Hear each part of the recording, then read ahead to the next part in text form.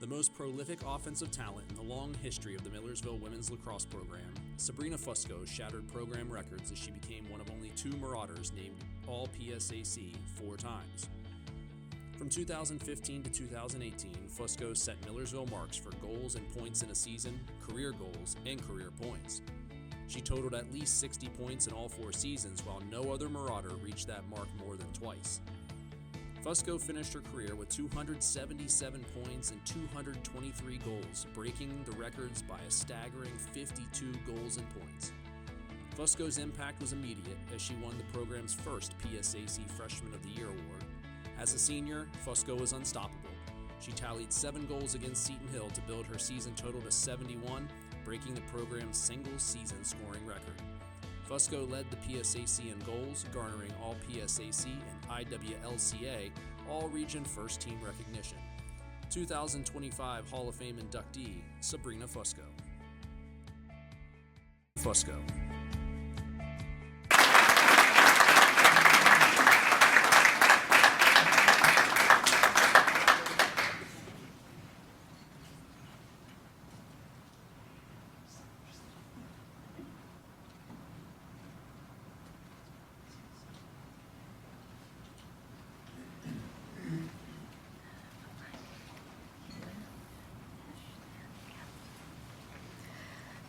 Hello everyone, I'm going to unfortunately be a young person and use my cellular device.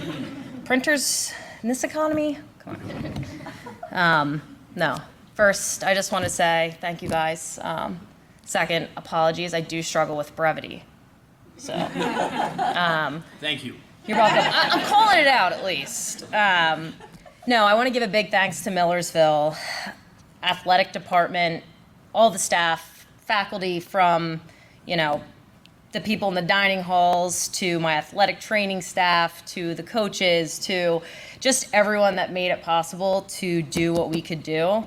And, having such a unified group like Millersville is amazing. One of the big reasons I wanted to come here was because you could feel the heart and the passion at this university. And it wasn't small, but it wasn't big. And it's cool feeling like you could be a big fish in a small pond. And, sharing that with Millersville is perfect for me. No, but thank you to the committee. I really didn't think I would be here, which is funny because my dad probably would have thought I would have been inducted into the Hall of Fame upon birth. That's how he was. But I also didn't even know I was going to play lacrosse in college or maybe even go to college at all. I grew up in a very unique household. The dynamic was different. It shaped me into who I am. My dad was home, stay at home.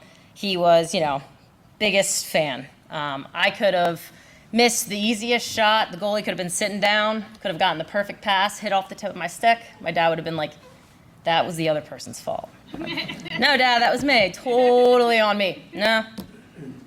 Was the wind? I'm like, there was no wind. That's just how he was. He had, a way of really making me feel like I could do no wrong when I knew I did wrong. So it was a definite, dichotomy of sorts. So he gave me this unconditional belief in me and this confidence that, if anything, kind of humbled me. I would have thought I wouldn't be able to walk through a door because my head would be too big, but that was him. He took that load on. Instead, I would hide and be like, please stop talking.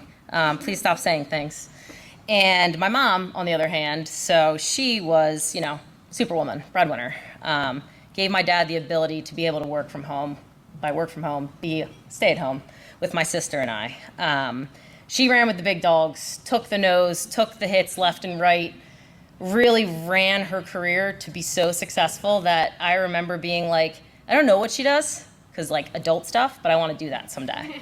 And, she just showed me resilience, truly, and to push forward, and made sure that, I valued striving and continuing and not giving up. And if you said the word I can't, it was like the worst curse word in the nation. That was not going to happen. It wasn't I can't, I don't want to, I don't know how. It was figure it out, because there's no other way. We're going to do it together. She was and is, as my dad was and is, very proud of me. You know, she would love to brag too, but she gave me the level set when I needed it, maybe sometimes. No, but together they gave me balance. And they pushed me and they guided me, and I wouldn't be here without them, of course. I lost my dad a year ago, actually this Tuesday. You know, I wish with every fiber of my being he could have been here, because like I said, he probably would have been like, why didn't you do this when you went to Millersville? You accepted you got admitted Hall of Fame. I'd be like, Dad, not how it works. You know, he would brag to anyone who had ears, who would listen, who wouldn't listen. So, you know, my mom's here, and I need her to know that she gave me everything that I know about grit, strength, and perseverance, and what it is to truly be a woman in a world that it's hard. And another person who changed my life is my club coach and one of my best friends' mothers growing up, Donna Coyne. She literally plucked me and a bunch of others in my class. We were playing like intramural basketball and was like, you guys are gonna play the sport called lacrosse, trust me. And my mom and dad were like, what is that game? Is it wooden sticks? Meanwhile, this is like probably 2005. Not wooden sticks anymore. So, you know, none of us knew what was going on, knew the rules, but she saw something in us. She saw something in me. She saw something redeemable in me and knew the kind of kid I was, that I was either blabbing and getting yelled at for not focusing and stretching, but I was like, it's for team morale. Or I was just in my head and I was ready to go. And, you know, without her, I also wouldn't be standing here. My coach, Coach Hall, the 4 years I was here at Millersville, I remember, I think Coach Hall talked to Miss Coyne more than I did probably in the recruiting process. And she was kind of like my agent almost. And she was like, you need to value this girl because she wants to be here. She deserves this. And she raised me. And she's really the only reason I came here. I literally was like, I don't want to play. And she was like, you're gonna regret it if you don't. And my mom was like, yeah, she's right. But, well, I wouldn't listen to her, though. I don't know my mom. No, but, so I want to say thank you, Miss Coyne. I, like I said, was kind of mentally struggling, burnout. I'm huge on mental health, and I'm very appreciative of my coach understanding that. She went through some stuff her own, and lacrosse was my safe space. It was where I got to go to escape. And although playing a sport is stressful, there's a lot of pressure, but it feels good. And it's something you chase and you don't know how to get back once you kind of put the stick down or put the ball down, you know? And she allowed me to have my safe space. I joked at one point, like I should have been like not on the roster anymore as a player, but like co-coach at the same time, but like not paid, I guess. Well, to a certain degree. So knowing I was just in Jefferson all the time, they're like, you don't need to be here. I'm like, but I am. They're like, all right, then let's practice plan. I'm like, yay. So I'm just appreciative that I could go somewhere and be welcomed with open arms. And that was also academically. That was huge for me. The teacher to student ratio at Millersville was a big reason I wanted to come here, because I had a learning disability. I had auditory processing. Worst thing to do when you're an athlete too. Because it's like, what did you say, coach? Run 100 meters, not 500? So I'm just lucky that I was able to go through my collegiate career, both academically and athletically, and thrive. And my coach gave me that. She gave me that ability to have that balance. And I ended up finishing very good academically when I didn't even think I could.